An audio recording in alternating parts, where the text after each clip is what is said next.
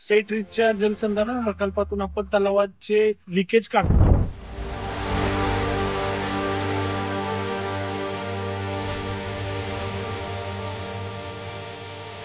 आडाचवाडीमध्ये आहे आणि जवळजवळ 30 खोल आपण चर 0 पॉइंटला बांधाच्या खाली मारतो. बांध आहे त्यातनं पाझर तलाव आपण त्याला म्हणतो. त्या तलावाच्या बांधातूनच पाणी लिकेज होते आणि डिसेंबर पर्यंत, नोव्हेंबर डिसेंबर पर्यंत पूर्ण तलाव खाली होतो.